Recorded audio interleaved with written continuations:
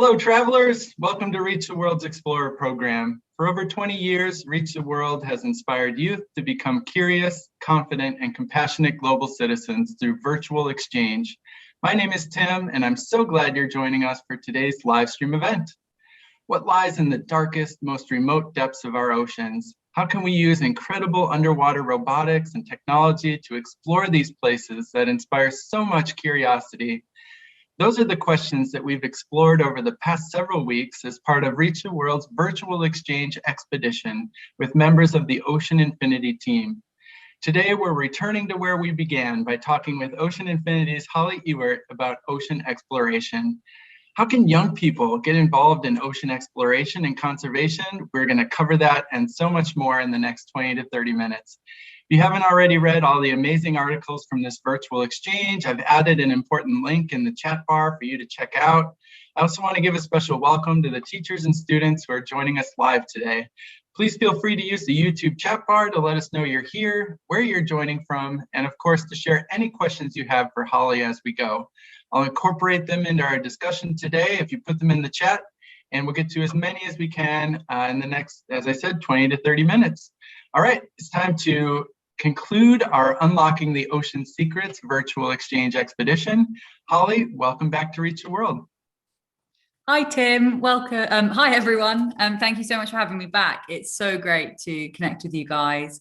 And what an amazing exchange it's been. I've certainly enjoyed following all of my colleagues and friends and telling their stories about unlocking the ocean secrets. It's a very, very exciting world. Very mysterious ocean that actually we're beginning to start to get some answers to. And I'm thrilled that you've joined us in that journey of sharing how we've been doing that. All right, well, I'm happy to have you back again today. We're gonna just sort of go over where we've been in the last 6 weeks. I feel like we have covered a lot of ground with your colleagues, all of whom told fascinating stories. We started with you. You gave us an introduction to sort of the current state of ocean exploration. And then we talked with Seth, and who can forget his amazing video tour of the Island Pride. And then we got to talk with him on a ship in the middle of the Pacific Ocean. That was crazy. It is amazing. I think the first thing that always astonishes me is the ability that technology has today. The fact that, it's impressive enough that you and I are connecting from halfway across the world, across the pond, but also the fact that we can connect with somebody who's, operating either in Antarctica or the middle of the Southern Atlantic or the Pacific Ocean. It really is amazing. And we've spoken a lot about maritime technology, but actually what makes that happen is technology in space, is the satellites, is the communications that enables us all to stay connected across the world.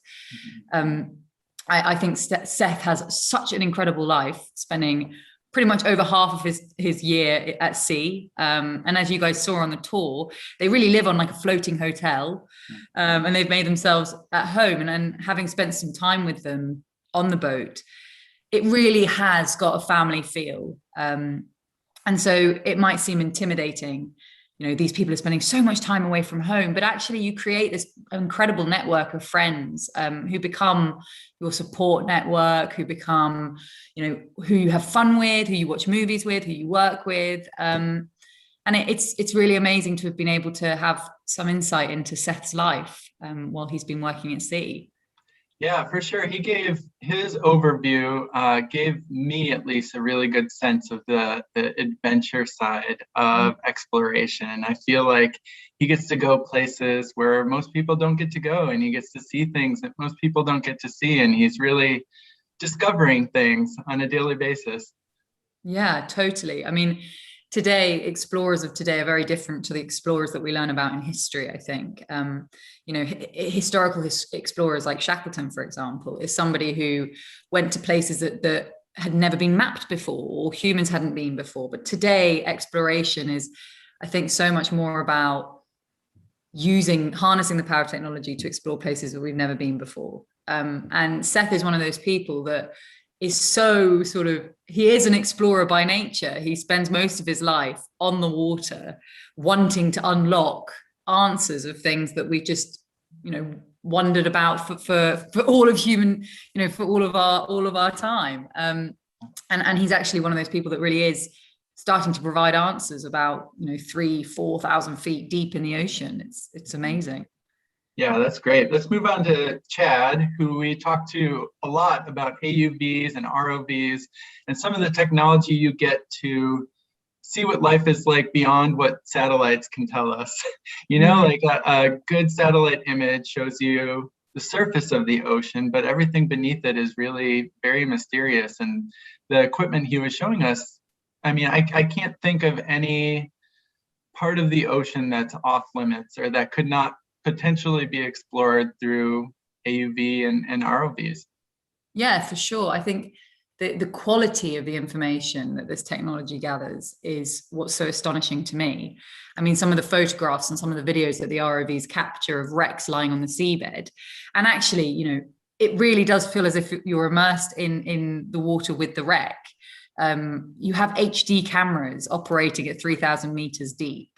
It really is quite amazing, and you're right. I think there really aren't that many places that marine robotics can't reach now, and the places that are harder to reach, which is sort of more inland water, we're now resolving that issue. And people, it's this world of marine robotics is operating and growing so rapidly that even 5 years ago, would we be able to run a ship without people on it to take goods from one part of the world across the ocean to another part of the world?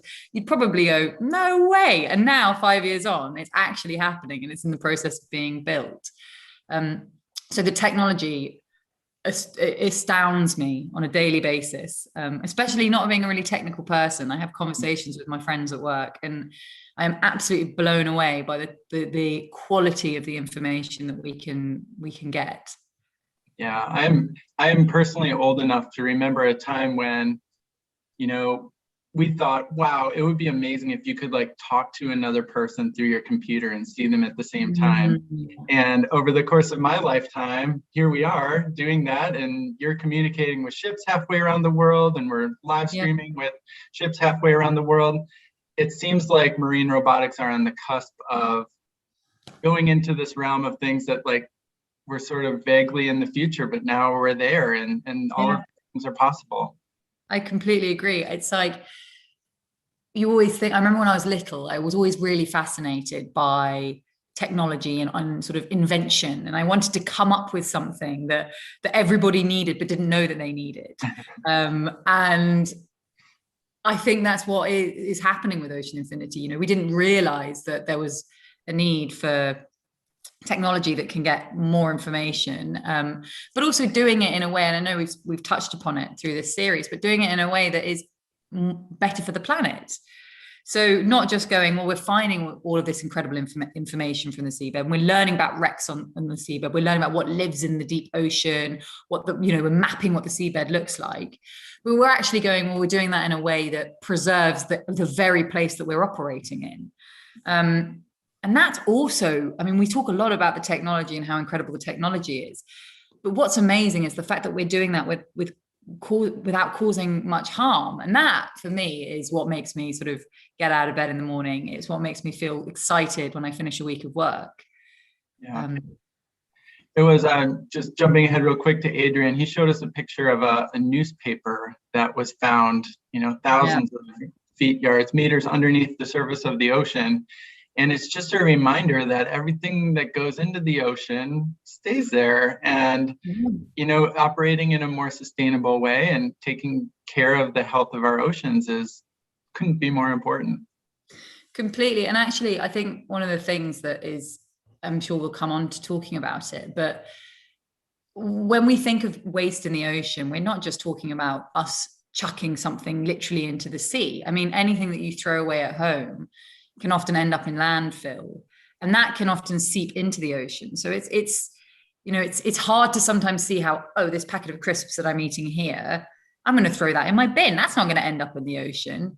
But actually, it often can if it's not thrown away in the right way. But it is incredible, some of the things that you can see in wrecks. And I remember sharing in my first conversation with you when this first started about finding that teddy bear in a shipwreck, and it just, there are some, I mean, obviously when it's rubbish, it's not pleasant, but if it's human artifacts and it's that connection with, we think that the deep ocean is so far away from the world that we understand, and then you find something like a teddy bear or a newspaper or something that we use on a day-to-day basis and own ourselves, and suddenly you're connected and you can see how a stingray, or sorry, a moray eel, or some sort of marine life is living and interacting with such a human artifact. And I think that's a really powerful way of seeing the sort of crossing that boundary between humankind and marine life. Oh, for sure. That's an interesting perspective. We spoke also with Charlotte, who is talking about her engineering work with the uncrewed fleet armada. And as I told you before, I still think about that conversation because I feel like the possibilities are limitless. She showed us, gave us a glimpse into what the control rooms are going to look like, what a captain of the future will do on a daily basis, like come to a space and have this display and be operating a ship halfway around the world. That's incredible to think about. Yeah. The thing with what amazed me when Charlotte was talking was we focus heavily on the capabilities of these robots. And a lot of people get, with the development of technology and things becoming more autonomous, you think, do we need humans as much? And actually, Charlotte really proves that you really do. You need these bright thinkers, these engineers, scientists, technicians, who are all capable of building something. And those people are still going to be operating, as she spoke about, just maybe not at sea, but in a room where they're remotely operating a ship. I think that's amazing. I think that the work that the technical team do to build something, it's like, it's the same. Our CEO told us a story about when they were building the air jets, the aeroplanes, and how everybody thought it was impossible, and flying something in the air was never going to be achieved. And it was a group of people who were incredibly bright, incredibly passionate, driven by the same outcome. And I can see the same thing happening here. The ability of Charlotte, people like Charlotte, to come up with solutions to manage to run a ship hundreds of miles away from where it is, it's incredible. There's so many examples of things that humans thought were impossible until it was possible. And I would include, just having a bright, crisp image of the sea thousands of meters underwater is one of those. And now it's just a part of our daily reality. And the next thing will be these ships that are going around the world, going out for longer periods of time than a normal ship would be able to, and going to these places that we can't get to or stay at as long as a ship without people on it could. Yeah. And I think it's so, I think that every single person has an explorer within themselves. And it doesn't have to be somebody who is, an explorer like Seth, who's spending his time at sea, or an explorer like Charlotte, who's inventing something new. I think we all have a bit of an explorer in us, and this sort of deep curiosity to learn and know things. And it's with the build of this robotic fleet, or unlocking the ocean's secrets, it's one of those things where when you start doing it, you become more and more curious, and you realize there's so much more to learn. And that in itself is exploration. Going, well, we can map the seabed, but actually let's take it even further. What marine life lives at 4,000 meters deep in the seabed, in the ocean. And that's that curiosity and that sort of inner explorer that we all have is kind of always craving more information. Absolutely. I was really glad that we finished right before you with Adrian, because after speaking with Seth and Chad and Charlotte, we saw 3 very different ways you can get involved in ocean exploration. And then Adrian, just when you thought there wasn't a 4th way to get involved in ocean exploration, showed us a totally different career path that you can take to get into this world of marine exploration. I just really enjoyed talking to him, because I think it's helpful to show all the ways that people end up where they end up in their careers. And he was a good example of following your passion. Definitely. Definitely. And that's the thing. It is about following your passion and just saying yes to opportunity, because I think that's the thing that everybody has in common, is that nobody, I can guarantee that nobody in Ocean Infinity would have said to you 10, 15 years ago when they were 8 years old, yes, I'm going to work in marine robotics. I'm going to build the first, fleet of uncrewed ships. I certainly didn't think that. And then it's a combination of I think curiosity and passion, and everybody at the company has the same thing in common. They just want to know more about what's going on in the seabed.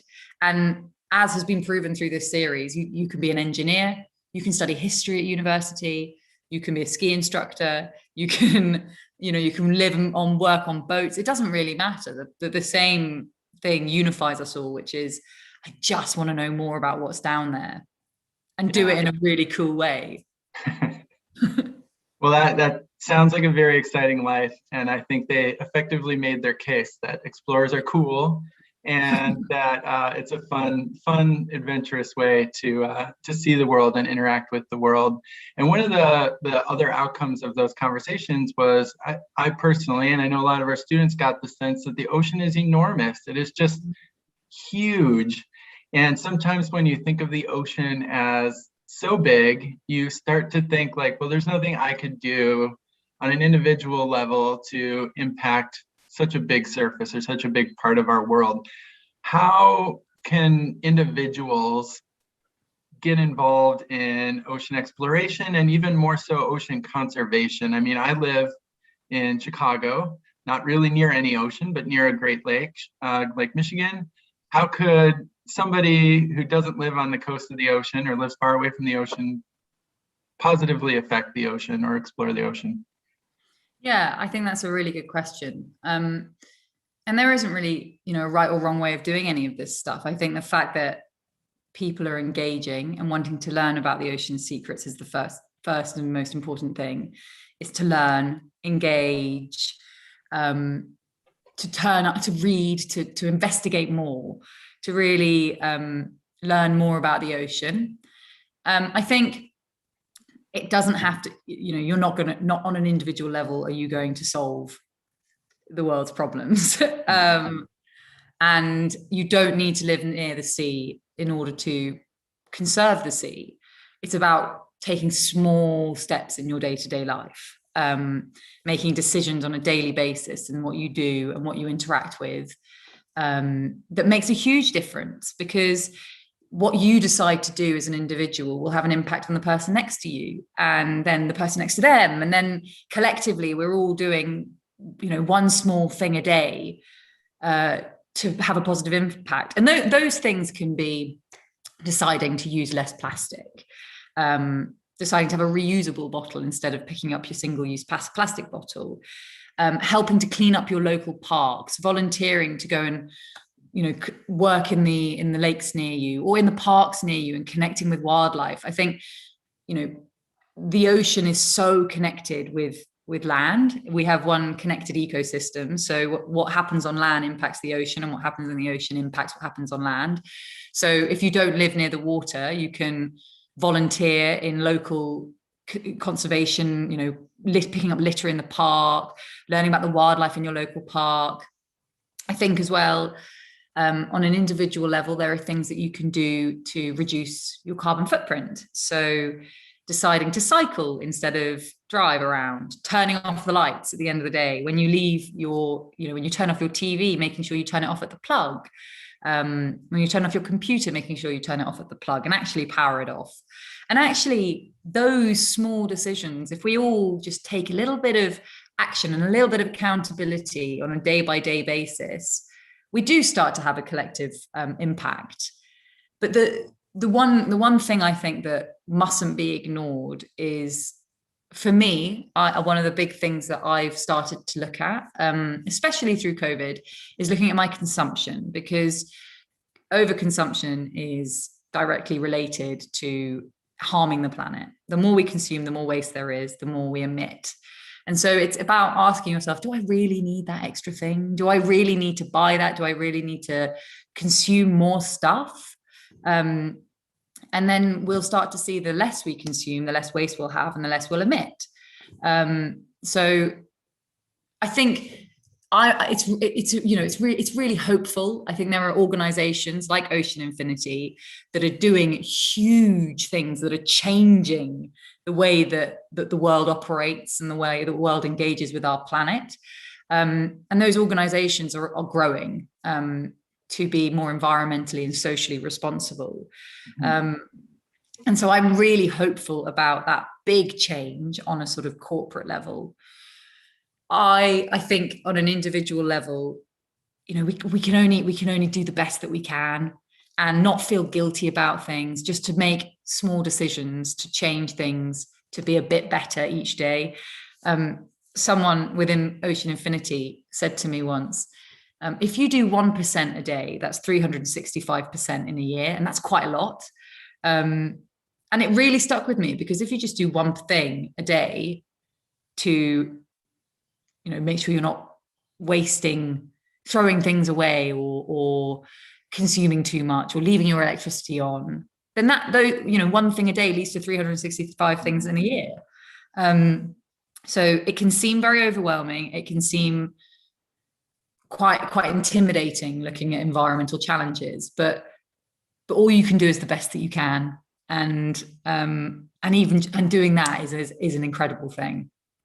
I think that's a really powerful message. And I know a lot of schools in the United States are starting to do initiatives like waste-free lunches, where you bring your sandwich in a reusable container, so you're not throwing something away, or composting with their food scraps and, turning that into a garden outside of the school. And students may not see the connection between that and ocean health or just general environmental health, but I think you stated really well that there are things that kids can do to contribute, small things on an everyday basis, until they're big enough to become an engineer at Ocean Infinity. Yeah, and not just kids, adults can do it too. We should all be doing it. Yes. And that's the thing. We often think the ocean is this big, mysterious, unknown place that's so vast, but it is completely, what we do here is connected to our oceans, to our mountains, to our deserts, to the snowy mountains, to the dry, like everything that we do is connected. And so you might think, God, it have an incremental impact if I just turn my light off. But imagine if everybody did that when they went to sleep. So yeah, just doing what we can. We all just doing our best. Absolutely. And I think the goal of exploration is always to learn as much as you can. Ocean Infinity is doing a lot to advance that, and we take the information and we apply it towards a better world, a healthier ocean. And it's great to hear that both our students, in combination with Ocean Infinity, are doing those things every day, where we're taking the new information we have and we're doing the best we can with it. And it's a great path forward, especially now as we're leading up to World Oceans Day, which is in early June, organized by the United Nations and other organizations. And I'd encourage any students and teachers who are inspired by the Unlocking the Ocean Secrets virtual exchange and their curiosity about the oceans to keep an eye out for activities around World Oceans Day. It's a great place where lots of organizations that are concerned about the health of the oceans and interested in ocean exploration all come together for sort of a common purpose. So with that, I just want to say, Holly, thank you so much. This has been such a fun exchange, meeting your colleagues, getting a chance to talk to you, and just learning so much about what's next for ocean exploration.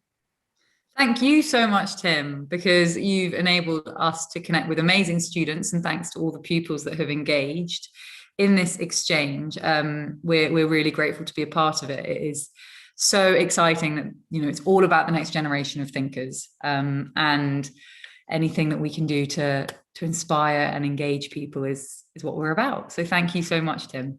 Of course. Well, thank you again, Holly. I want to thank all the students and teachers who joined us as well for this exchange. We've covered so much ground. If you have questions, let us know. We want to keep this dialogue going. As I mentioned before, World Oceans Week is coming up in early June. You can find a complete listing of upcoming Reach the World events around World Oceans Day and World Oceans Week at home.reachtheworld. And with that, we will see you next time. Bye, Holly. Bye. Thank you.